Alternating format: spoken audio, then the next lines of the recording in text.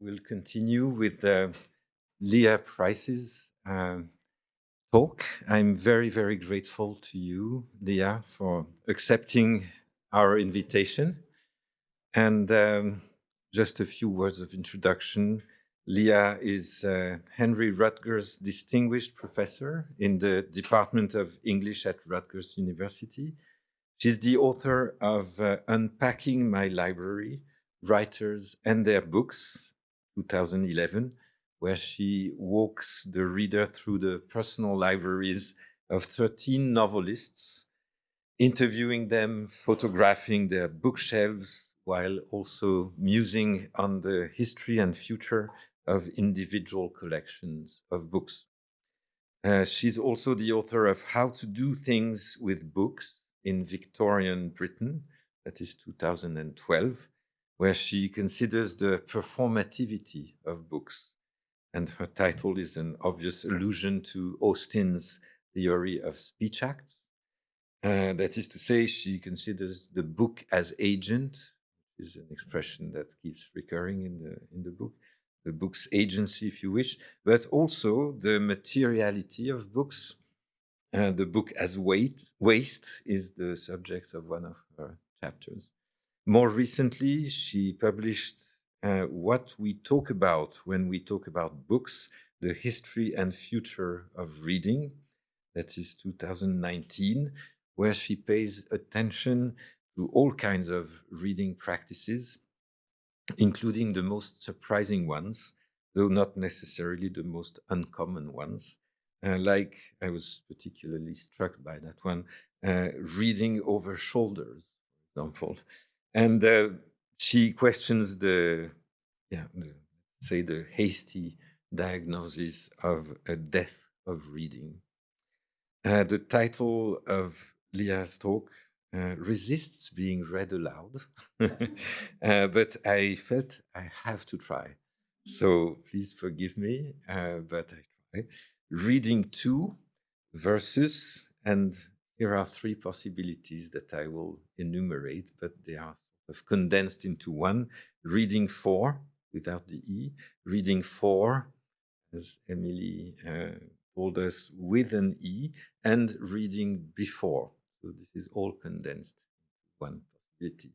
Please join me in welcoming Leah Price.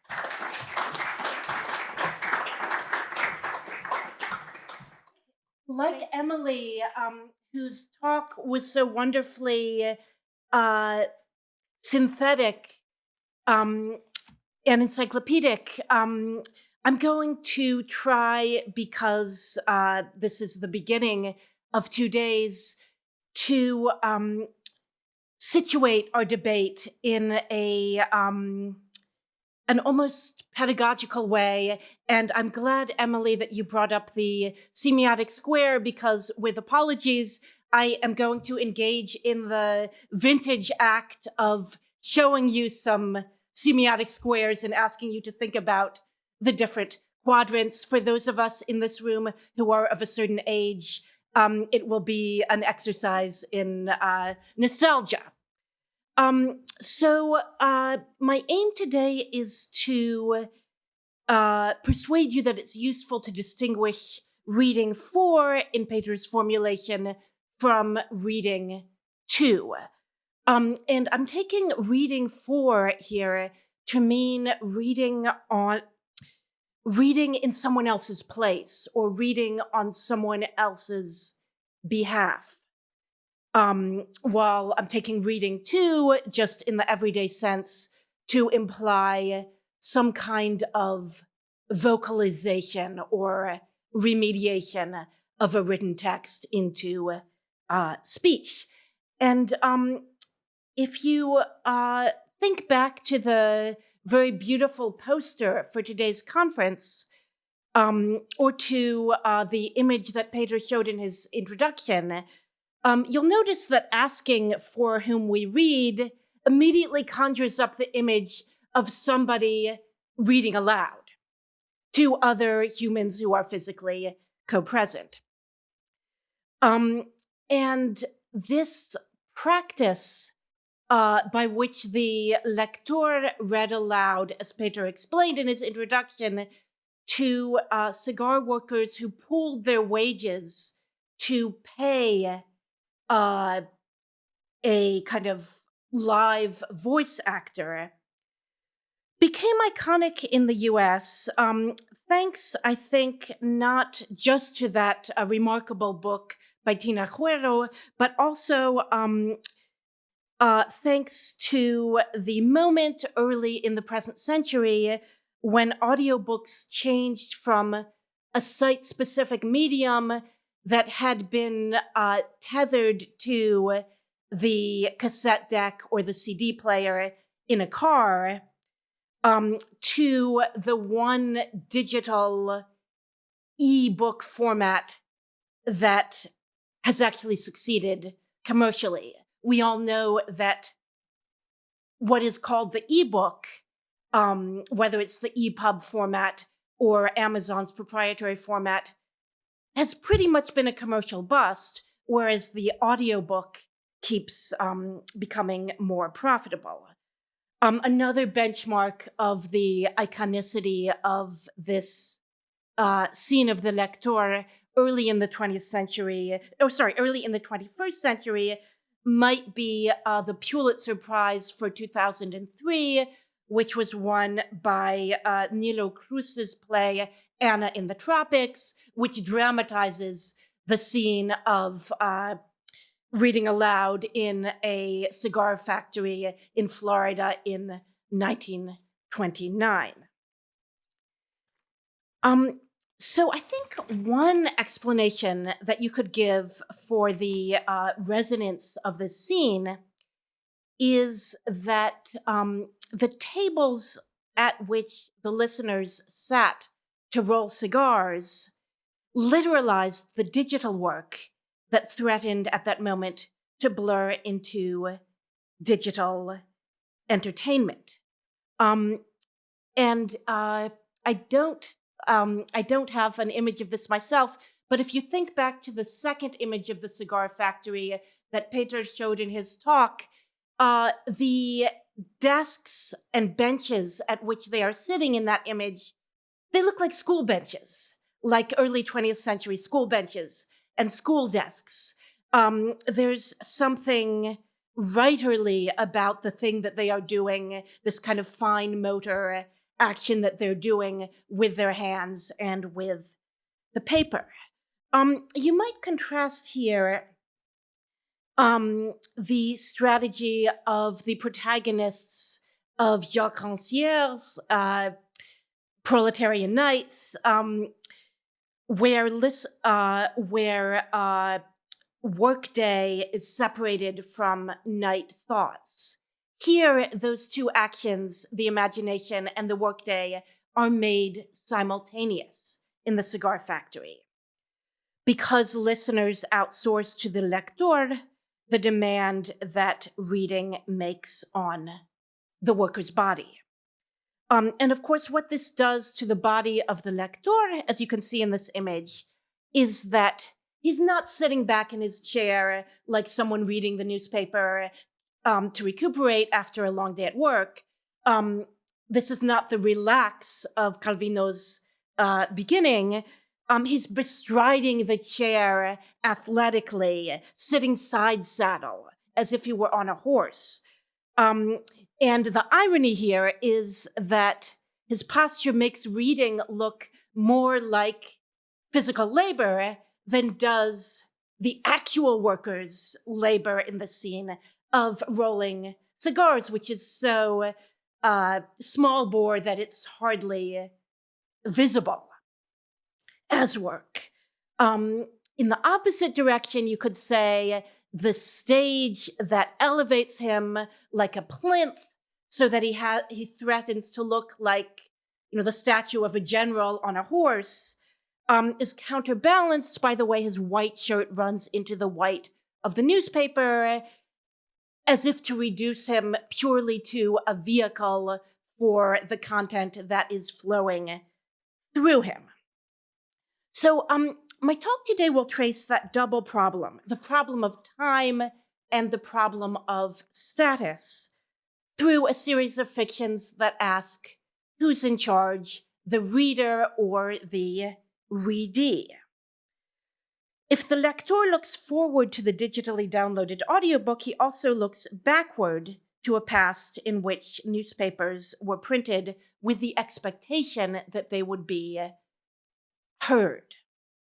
The cigar factory carves out an exception to the norm of readerly autonomy that emerged once mass literacy squeezed a range of textual encounters, which you will see illustrated in this vintage semiotic square, into a single token exception that consists of parents reading aloud to temporarily illiterate children. So 4 possibilities here. And I want to suggest that by norming category 1A, reading that is neither voiced nor interpersonal, silent reading to oneself, we've the price that we've paid for making 1A the norm and making 2B the token exception is that we've obscured how incompletely these 2 categories, reading for and reading to, overlap. On the one hand, as Peter described in his introduction, when you read aloud to yourself, the voicer does double duty as the listener. So square 1B here might be the space of Flaubert's Gueuloir. This is also the space that the speakers in this room have inhabited if they read their talk aloud to themselves to time it. So reading aloud, but without an audience. The converse, this is quadrant 2A, is more common in a society that is as suffused by literacy as ours. This is the reader who does for books what a taster does for food or wine. And this is the position that most of us in this room inhabit regularly when we're planning our syllabus and we read a text to see whether it would fit into a particular week, or if we're editing a journal and we read a submission to assess whether it would, to imagine how one of the journal's readers would read this particular submission. More sinisterly, so those are cases where you read silently to prepare someone else's reading. There are also cases where you read silently to prevent another person's reading. If, let's say, you're an inquisitor marking passages to expurgate, or you're an obscenity judge deciding what books to ban in toto. Somewhere between those 2 scenarios, you might think about the position of a publisher's sensitivity reader. As whom or for whom is that reader reading? They're clearly not reading completely as and for themselves. None of the categories that I've just shown you are my topic today, because I'm going to ask you to spend the next half hour in this quadrant.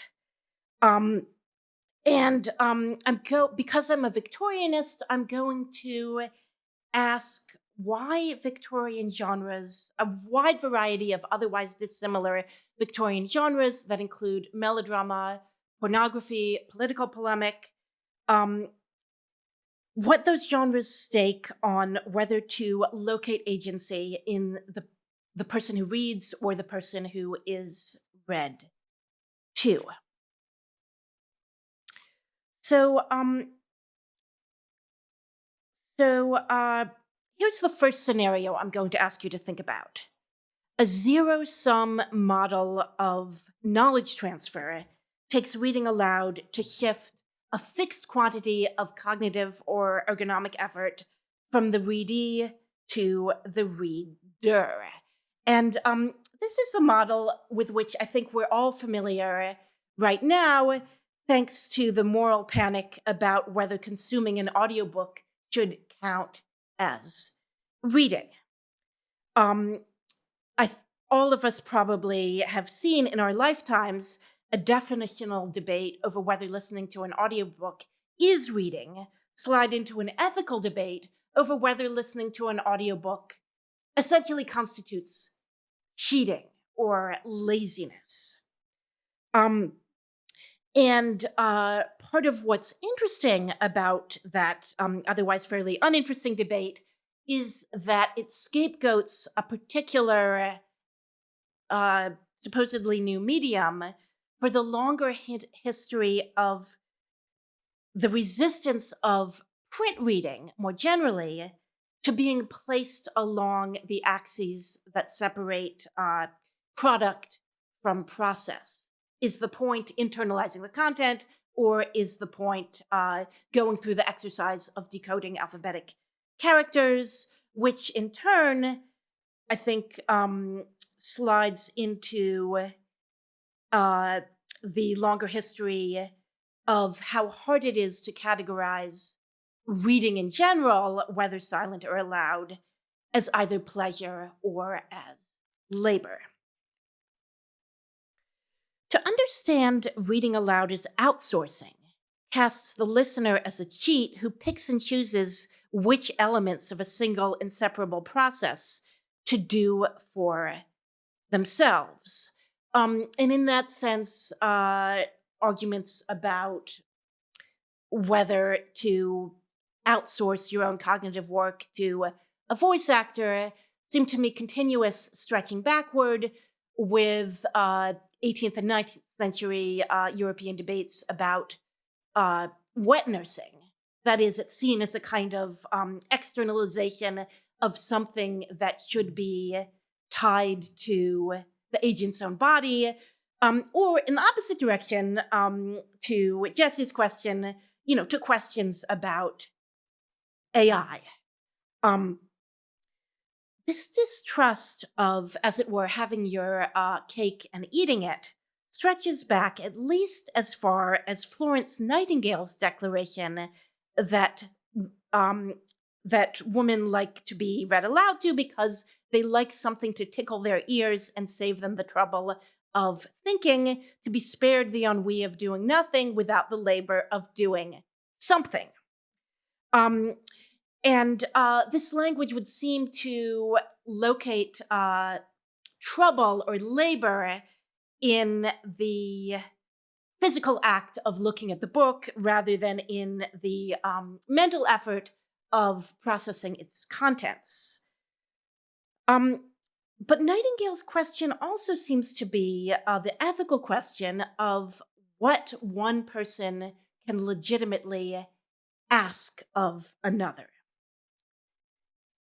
This question is asked more explicitly in a Gothic magazine story by the late Victorian sensation novelist Mary Elizabeth Braddon, in which a job candidate who is applying to be a paid companion to a wealthier lady is asked whether she can read aloud for 2 or 3 hours at a stretch without stopping. And the takeaway from this is that a job that was billed as too good to be true because it doesn't involve any manual labor, all you need to do is sit and read, turns out to carry the occupational hazard that the protagonist is working for a vampire. And the reading aloud, to make a long and convoluted story short, accompanies blood transfusions, so that the companion is being paid at once for reading aloud and for having her blood drawn, as if the economic model in which some goods should be inalienable, you don't sell your blood, you don't sell your knowledge, is contrasted with a psychological model in which the reader isn't so much a cheat, as in the debates around audiobooks, as a bully. And this is a model that we can see more clearly in turn in the late Victorian anonymous pornographic novel, Frank and I, whose narrator lolls in an armchair listening to the girl whom he's just flogged read aloud a novel. I won't attempt to summarize this even more convoluted plot, but the relevant point here is that the flogging begins when the protagonist is still named Frank and dressed in breeches. Reading aloud enters the scene only once Frank is regendered as Francis and is made to put on petticoats, as if in this encyclopedic list of taboos, the one demand that a gentleman cannot make on a boy is to ask him to read aloud to him. Where the economic model imagines the readee accessing the text via the reader, here it's the reader who enlists the text as a means to breach the readee's defenses, so that the end and the means are switched. Like the parody of wholesome domesticity in Frank and Me, Braddon's vampire plot equates delegation with domination. That reading aloud overlays hermeneutic debates about the work that a text demands of its reader onto ethical questions about the work that householders can legitimately ask of their dependents gains credence from a strange coincidence. The earliest instance that I found of the phrase domestic violence, and if someone in this room has found an earlier one, please tell me, occurs within a fictional representation of reading aloud. A.C. Marsh's 1850 novel Lettuce applies that phrase, domestic violence, to the obscenities uttered by a veteran who needs to be read aloud to because his battle wounds make him too weak to read for himself. His wife can't read to him because her breath is too short, her voice is too indistinct. So we're back to reading as a kind of physically demanding activity that requires extreme good health.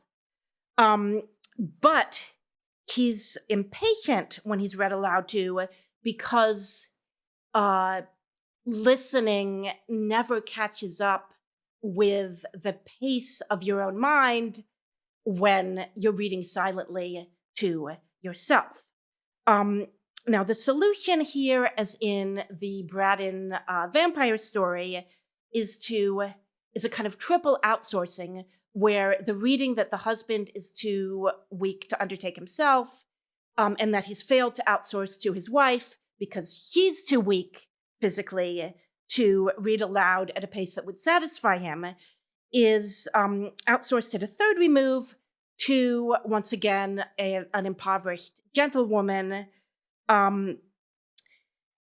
who is then subjected to what the narrator calls domestic violence when the readee starts yelling at her for failing to skip the sections of the newspaper that turn out to bore him.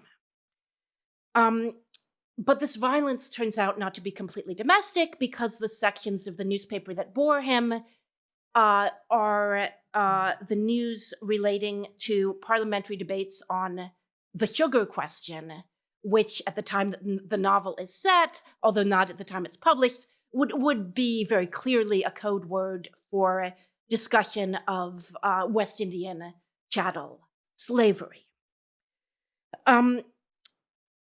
So, and just to be clear, you can find, if you do a word search in any full-text database for domestic violence, you'll find much earlier instances of it, but they refer to civil war. So domestic violence in the sense of domestic rather than international. And part of what seems interesting about this scene is that it collapses those two senses of the word domestic.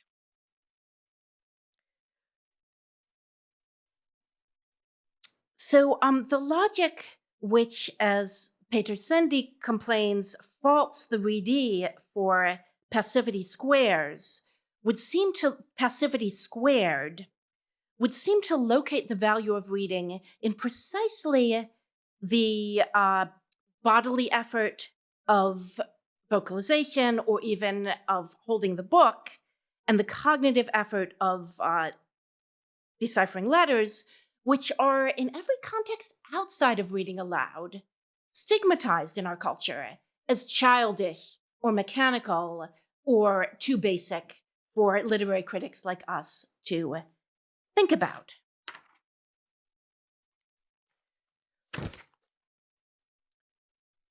When you read aloud, these texts seem to ask, are you expending effort or are you exacting attention? We've just seen reading for categorized as a form of service, whose provider's own desires are either ignored or actively, sadistically thwarted. In the opposite direction, though, anyone attending a conference knows that being read to can be its own form of coercion. The villain of an 1872 Wilkie Collins novel, Poor Miss Finch, descended on us unfortunate woman, book in hand, seated us at one end of the room, placed himself at the other, and fired words at us like shots at a target. So where Frank and I places the female readers or feminized readers' bodily effort at the male listener's command, Collins stages the male reader's entitlement to his female listeners' attention. And you can see something similar happening with the verb seated here. It's seated is a transitive verb. He seated us. Collins's metaphor of the readee being shot at gives way to a metaphor of what I think is essentially waterboarding in Florence Nightingale's appeal to women to don't you feel, when you're being read to, as if a pailful of water were being poured down your throat, like lying on one's back with one's hands tied and having liquid poured down one's throat. And the problem here doesn't seem to be the content. It's not the fact that the readee doesn't choose the content. It's rather the pace of the reading. We can see this logic, a kind of reductio ad absurdum of this logic in Louisa May Alcott's memoir of her early stint as, once again, a dependent member of someone else's household. All manner of philosophic, metaphysical, and sentimental rubbish. It doesn't seem to matter what is being read, but the metaphor here goes from, as in Nightingale's case, the readee as a sink, to the readee here as something more like a trash can into which rubbish is shot. And again, there's a kind, as in Braddon's Gothic short story, a question is raised about the relation between bodily or manual work of house cleaning and what came to be called in the late 20th century emotional labor. Listening to reading seems to be categorized as that form of labor which is degrading without being physically strenuous, which is, of course, one of the things that it has in common with certain sexual acts. But it's also no accident that the master's question here is, do you mean to say you prefer scrubbing the hearth to sitting while I read Hegel? It's a rhetorical question in the same way that Nightingale's question, don't you feel when you are being read to, et cetera, is rhetorical, because the position of someone who has been asked a rhetorical question is analogous to the position of someone who is being read to without being given space to answer. Nightingale writes in various points, in various genres, about the problem of being read to, and it becomes medicalized, not surprisingly, in Notes on Nursing, where the problem seems to be not simply that the work of paying attention is exacted from the listener, but also that the listener is asked to perform the second order work of faking it, of pretending that they aren't of pretending that it isn't hard work to pay attention. The work of, in Nightingale's words, sparing the reader's feelings. And this seems to be a problem, once again, not just of content, but of temporality. Do you think that the readee, Nightingale asks the reader in another of these rhetorical questions, do you think that the readee amuses himself upon what you have read for precisely the time it pleases you to go on reading to yourself, and that his attention is ready for something else at precisely the time it pleases you to begin reading again? So these are problems of choice and of content, but they're also problems of rhythm and duration.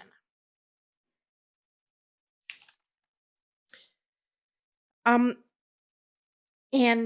there are problems that, for the Victorians, as in the cigar factory, seem to be linked to ergonomic problems about the relative status of the person who stands and the person who sits.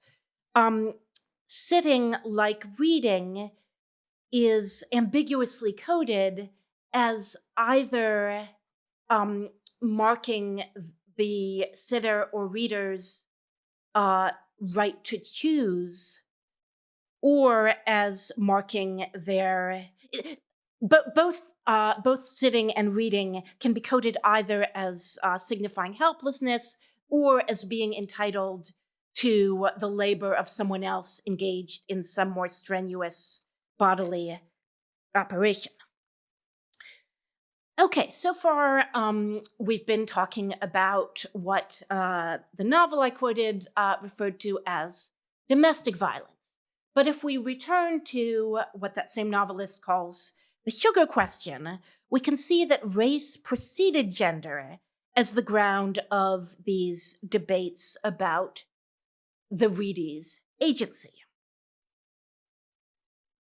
Sanford and Merton, published by Thomas Day between 1783 and 1789, and endlessly abridged as well as translated throughout the following century. For those of you who don't know this semi-novel, features its protagonist is a Jamaican planter's son whose mother would not let him learn to read because it made his head ache. When he arrives in England, little Tommy Merton makes the poor white yeoman's son, Harry Sanford, read aloud to him. And illiteracy is coded here not as the inability to read, but as the inability to read without another person's help. And the person who helps him in this case, Sanford, is neither so fair as Tommy nor as rich, but knows that once a boy has learned the alphabet, all that has been written in our language will be in his power. Moving to England does spur Tommy Merton to learn to read. This is a common chain of events in both fictional and non-fictional accounts from this period of planters' children going to England. In part, of course, that reflects the practice of sending them to the metropole to go to school, but it also seems to reflect a sense that illiteracy is as unthinkable on English soil as the Mansfield ruling had proclaimed slavery to be on English soil. Yet when Tommy boasts that though there are not less than 6 blacks in our house in Jamaica, there is not one of them who can read a story like me, his preceptor rubs his nose into the reminder that you would never have known anything had you not been assisted. So there's a kind of infinite regress here where just when the child thinks that learning to read has saved him from dependence on other human beings, his preceptor reminds him that it's dependence, it's interdependence all the way down, that even silent reading involves interpersonal transactions. Day's double campaign to classify reading as a multi-party transaction and to ground that dependence in age-based weakness rather than in race-based power would be fleshed out in 1805 when his fellow abolitionist Eliza Fenwick published a novel-sized puff for the bookshop in which he was currently serving as a saleswoman, Visits to the Juvenile Library. The plot of this novel begins once again with the arrival in England of a formerly enslaved woman named Nora, along with the 3 planters' children for whom she cares. And this plot also involves a change in the white protagonist's character as he spends time in England, where, in Nora's words, you get books, you read again, fetch your own playthings, put them away, no call poor old Nora downstairs, upstairs. So when the formerly enslaved woman tries to explain why she has less work in England, the explanation doesn't seem to involve anything about the legal status of slavery in England, but rather has to do with her former enslavers learning to read. Nora think you have learnt it all out of books, so Nora learn books too. This is an illustration of the scene in which the 2 child protagonists come upon Nora attempting to teach herself to read. And once again, reading is associated with sitting in a chair. You can't see it very well in this reproduction, but the boys' mouths are open in surprise, and it's hard to tell whether they're surprised because they see Nora reading, or surprised because they see her sitting down, which, of course, she would not have been allowed to do. But the boy to the right himself testifies that after he learned to read, I find myself quite a different boy to what I was when I used to lie upon the sofa for want of something better to do. So that the slouching is contrasted with standing here, but in his process of learning to read is what literally sets him upright. Nora's relaxed posture here gives the lie to her belief that, in her words, reading and writing were only to be acquired by excessive suffering in a country where rich children have tutors to flog them instead of slaves to wait upon them. Reading that provides an excuse to sit manifests liberty as surely as literacy acquired under pain of the whip signifies degradation. Here, the original quantitative asymmetry between masters and servants, that is, Arthur reads, Nora doesn't, gives way to a qualitative difference between the enslaved woman's misunderstanding of reading as subjection, as the occasion for being flogged, and the ex-enslaver's realization that, on the contrary, reading scaffolds autonomy. Only by contradistinction to systems of service marked as exotic can young middle-class readers' dependence on servants be squared with the expectation of future responsibility for their own dependence.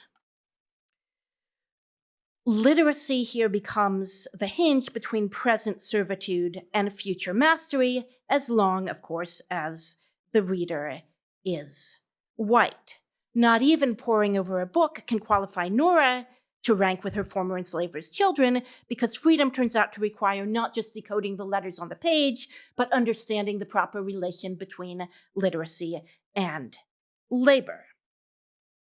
Even if picture books like this one project a future in which the white child who reads them will outgrow his dependence on illustration and words of two syllables, and the book will be thrown aside. In their model, reading to oneself involves no less delegation than does being read to. The tete-a-tete between reader and author is always triangulated. I want to bring the two threads that I've been starting together in one final example. Okay, this book begins. You might think it would be boring to read a book with no pictures. But here's the thing. Here's the deal. Here is how books work. Everything the words say, the person reading the book has to say. And you can imagine the rest. There are various embarrassing sounds that the reader is forced to say. I will not utter these embarrassing sounds, but listening to it as an audiobook completely destroys the point, because the point is the child's domination of the parent. It's a joke that you find in many early 21st century picture books that involve, in Cien Nai's term, the gimmick of a kind of metafictional comment on the unstable power relation between the person reading the book and the person listening to the book. And it is specific to metafictions addressed in the early 20th century to professional managerial class parents engaged in the activity that the sociologist Annette Larreau calls concerted cultivation, as opposed to the spate of equally meta books that also emerged in the early 20th early 21st century, thanks to print on demand, that instruct non-professional class children in the respectful handling of physical books by themselves, without a parent present, where they are enjoined not to lose library books, not to let dogs slobber over their books, not to write in their books. So you can see a kind of bifurcation here between one group of children's entitlement to the adults' readerly service, which converts their illiteracy or pre-literacy, as it were, from a bug to a feature, as compared to this other strand of books that enjoins the child to respect the book, which is imagined as belonging to public institutions. So quickly, because of that long technical delay, here's my point. Even as the norms bequeathed to 21st century literary critics by Victorian theorists of individual and stadial development finger reading aloud as the only exception to an autonomy figured by an unmediated meeting of the reader with the author's mind, struggles between reader and readee dramatize the thrall that the text itself is credited with or blamed for holding over the silent reader or any reader's imagination. At the same time, each of these competing models of reading aloud makes whether to vest effort in performance or in attention exemplify a political debate over whether dependence derives from serving or from being served. And since that technical delay took a while, I will just end by returning to Jesse's question to Emily and ask how that question about the status of the readee, the idea of the readee as an imposter or a cheat, is revived in fears and fantasies about who's using whom, the chatbot or its prompter. If you ask a question, maybe you could identify yourself first, just so that we know who we're talking to.